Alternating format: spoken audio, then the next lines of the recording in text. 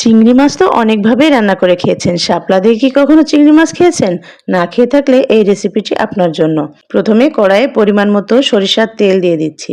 এবার এর মধ্যে নুন হলুদ গুঁড়ো মাখিয়ে রাখা মাছগুলোকে ভেজে নিচ্ছি। ভাজা হলে এগুলো উঠিয়ে রাখছি। এবার ওই তেলে 1 চা চামচ কালো জিরে শুকনো লঙ্কা ফোড়ন দিয়ে এতে 1 কাপ পেঁয়াজ কুচি দিয়ে দিচ্ছি।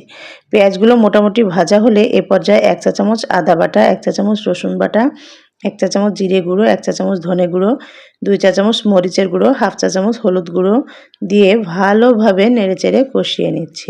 এবার এতে সামান্য পানি অ্যাড করে দিচ্ছি। আরও কিছুক্ষণ কষিয়ে মশলা থেকে তেল ছাড়লে এ সময় পরিমাণ মতো পানি দিয়ে ঢাকা দিয়ে রাখছি।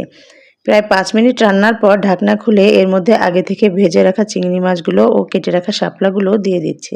আরও কিছুক্ষণ রান্নার পর গ্রেভিটা যখন একটু ঘন হয়ে আসবে এ পর্যায়ে এর মধ্যে হাফ কাপ ধনেপাতা কুচি দিয়ে ভালোভাবে নেড়েচেড়ে চুলাটা বন্ধ করে নামিয়ে নিলেই তৈরি হয়ে গেল আমার শাপলা দিয়ে চিংড়ি মাছ ভুনার রেসিপি। চিংড়ি মাছের এই রেসিপিটা কেমন লেগেছে বন্ধুরা কমেন্টে জানাতে ভুলবেন না। আজকের মতো টাটা।